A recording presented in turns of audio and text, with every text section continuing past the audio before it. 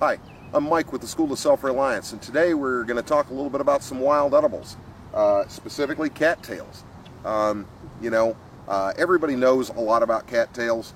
One thing some people probably don't know about them is even when they're like this, before you actually have a cattail shoot, when they're just reeds, is you get down here, I'm sure you've seen it on 100 survival shows, get it out, peel everything loose, start peeling them off like this, get down to this white. This white right here is edible. It's completely edible. It tastes like celery to tell you, the truth, and it unrolls about the same. But yep, that one is a little early yet. They normally will break right off, kind of like celery. But the younger they are, the more you'll have to get down into this section where it'll snap off clean and you can eat it. Some of the other stuff that people don't know, and I never hear this talked about on survival shows. I hear and see survival shows all the time that show you that cattails are edible. And yes, for the haters out there, I will eat this. I'm just, for the sake of the video, I'm continuing on. This, if you take this, we boil this down, we're going to get a mild concentration of citronella. There's a little bit in the green. And so we're going to get a mosquito repellent out of it. These, okay, this part of the cattail, any of this, if you burn it, one, it makes excellent fire tinder when it's dry. Two, this piece right here, if you break it off, you can boil this and render citronella from it. Makes a great mosquito repellent. You can apply it to your skin. If you take this and set it on fire once they're dry and let it smoke through the night, it repels mosquitoes, more than just because it's smoke, but because you're also burning citronella. Also, when the plant is in this stage, you can dig down to the root and really get up underneath it, and there's a tuber attached to it, probably about that big. It's a white, looks kind of like a potato with no skin attached to it. You can pull that tuber out and you can also eat that, as well as the white stalk off the cattail.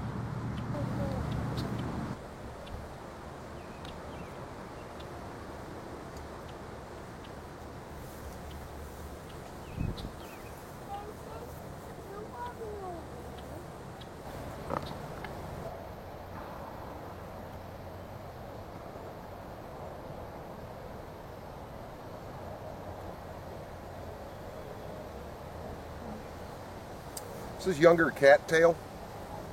It hasn't developed its punk yet. Nothing's shot up, you know, that large punk that's normally on them. This right here is what you're after with those, all of this white section. And if you have to, you just strip it till you get most of that exposed, and then you've got a lot of material in here that you can eat. This has not gone woody or anything like that. It's very soft. It tastes a bit like celery. You know, that's really what it tastes like, and it's pretty bland, but it's loaded with starches, so that means you're going to get a lot of carbohydrates off of it. If you need energy, this is a really good food for you, and it doesn't taste bad. It actually tastes pretty good, you know, for something that's this bland. Anyway, you can also use the leaves, and you can use this for cordage or thatching. And it's pretty common. It does make decent cordage if you go ahead and weave it together. And since it is so common, you should be able to find it pretty much anywhere in North America, you know, as long as there's some wetlands around or some low-lying areas. And so you've got cordage and food. All right, one of the other things that we're going to talk about a little bit is the weeping willow tree. There's like 10 different varieties of willow tree that render from their bark aspirin. If you take a look at these leaves, this is right down near the end.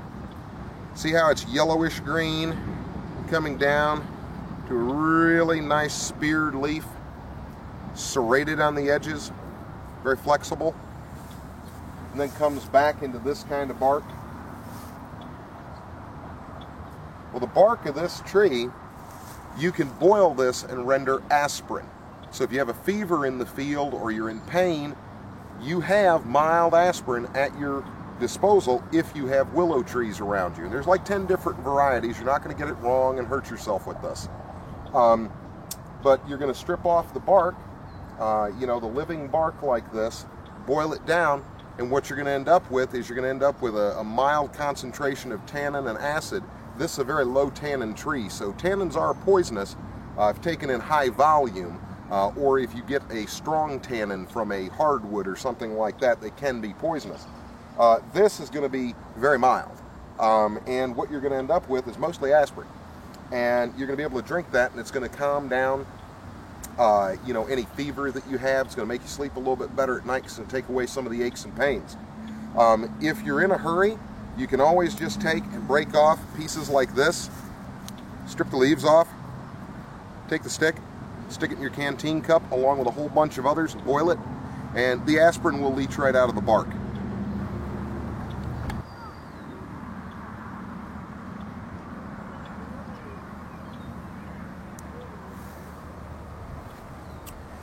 This is purple clover. Most people really don't know what clover is. They look at stuff that's not that, but there's other imposter stuff that people generally think of as clover, and it really isn't. But this is purple clover. The flower is edible. These leaves are edible. You can actually make a nice tea out of this flower, but you can eat the flower just the way it is. You can eat these leaves, boil them, use them as a salad, anything like that. The plant actually tastes pretty good. But purple clover, and you can always tell purple clover, one, by its flower, and two, by these markings on the leaf. Again, I always recommend Peterson's Field Guide on edible and medicinal plants, or military cards that are region specific, and they'll have really good images. And always be careful of the aberrant copycat plant, something that looks very, very similar to what you're going after. This one, there's not a lot out there that really looks like purple clover. Purple clover is pretty distinctive, and this is definitely it. It's definitely edible.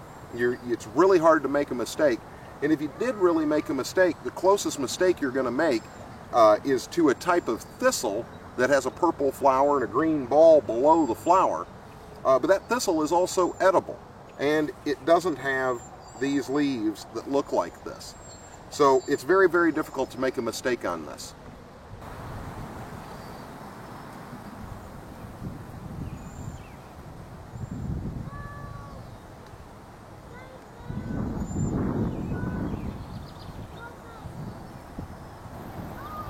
One of the other edible plants in North America, and really all over the world, is the pine tree.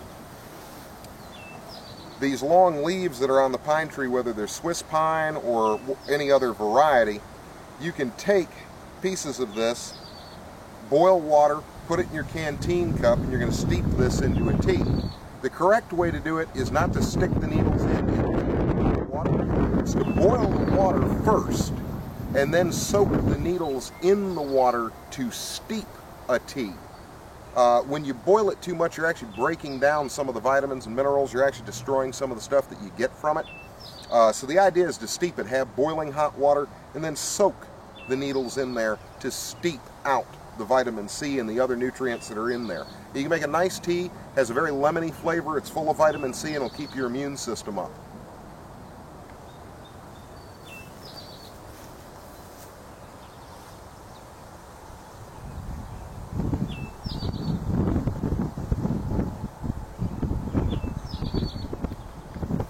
Also, if you look over here, this is a blue spruce. Don't get the spruce trees. You want to stick with pine trees. Don't get the spruce. Spruces look, well, blue spruce look blue, and pine trees are green. So, and they also produce pine cones. So very easy to tell the difference.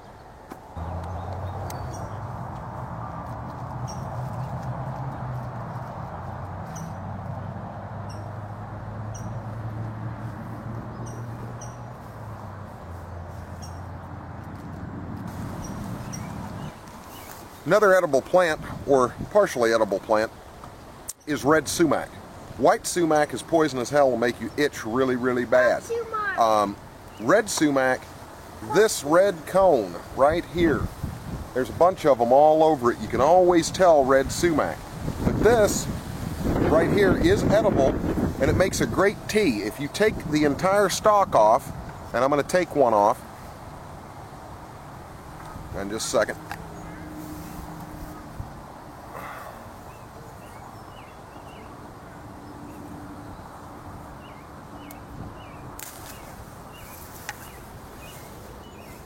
If you go ahead and take the stalk off, this red right here, this whole cone is what you want.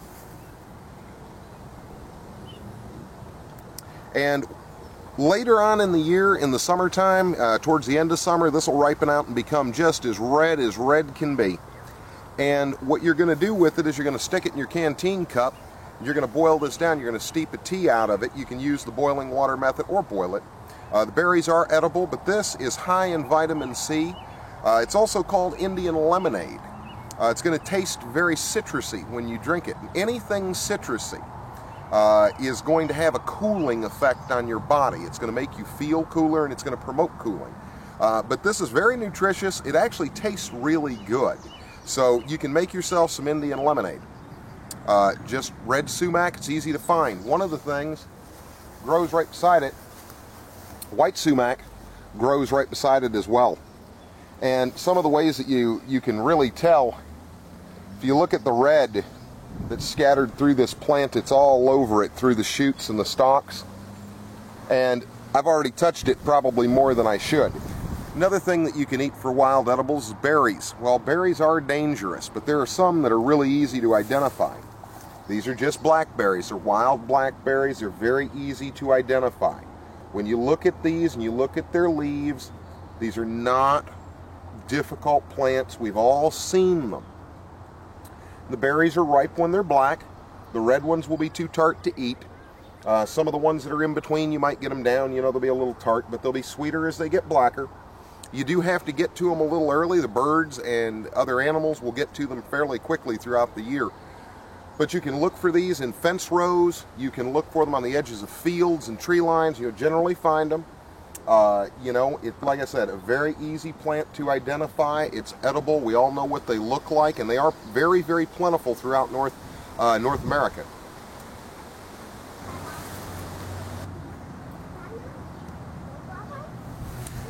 Oh, all right. This one is a milkweed, and these are pretty common. And yes, milkweeds are poisonous. However, you can eat them. Immature fruit like this can be boiled twice. You boil it once to take out the poisonous toxins.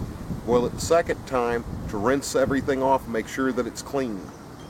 And you dump off the water, and there you go. You can take it after you have boiled it and rinsed it, and then put it into your stew or whatever kind of meal you're cooking, or you can just eat it after it's cooked. Some of the other parts of the plant that are edible are shoots, you know, stuff just starting to jet off, and young leaves. These would be considered young leaves like this, and that would be considered a shoot. And these might be considered young leaves, although I'd avoid the stem. I'd go ahead and take it out and just probably rip the leaf off. But you need to boil it, and you dump off all of the milky byproduct. You make absolutely certain that you don't eat that. That is poison.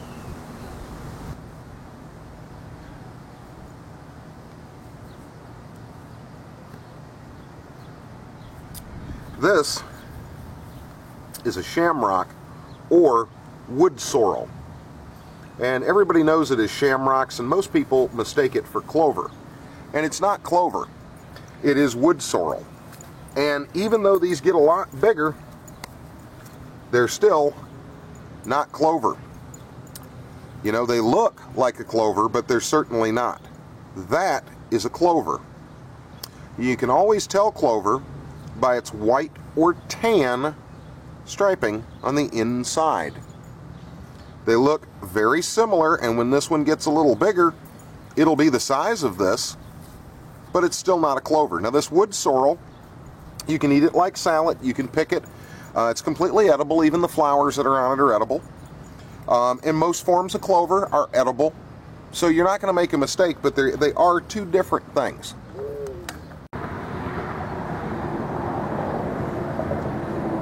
Alright, this is Queen Anne's lace, or wild carrot. We're out here really by a roadside, so I ask you to forgive me for the noise. If you dig up the root, you're going to find a wild carrot. One of the ways that you tell this plant is it's going to have these little fibery hairs all the way the length of the spine. The whole stem is going to be this way. Also, there's not going to be any other color except green. And if you look at the white flower, look underneath it, and it's going to have these little pitchfork kind of bloom coming around it like a basket. See what I mean? And those are 3 signs that you don't have hemlock or water hemlock or any of those types of poisonous plants. Make sure that that's what you have before you go eating it. But just to show you that there are a lot of plants, this is in one small area. We've got a wild carrot, Queen Anne's lace, dandelion leaf, which is edible, wood sorrel, which can be eaten, and daylilies. Orange daylilies, right here. Any of these shoots can be eaten. The petals are edible. If you dig up this plant at the bottom, there's going to be a tuber about this big. It's going to be white, and it's going to be kind of like a potato. You dig it up, just dig around down there at the root system, get a whole big clump of dirt up, pull it up, and at the end of the roots, you're going to find tubers about that big. They're edible. They actually taste really, really good. Any of these shoots, like I said, edible. The leaves of the flower, edible. You'll find a lot of this kind of stuff in dry areas, roadsides, at the edges of fields, that type of stuff. I know we've all seen these. Make sure you're not getting the yellow. You don't want that. You want orange daylilies. You don't want tiger lilies that, you know, have the striping or the spotting. Just a regular orange daylily.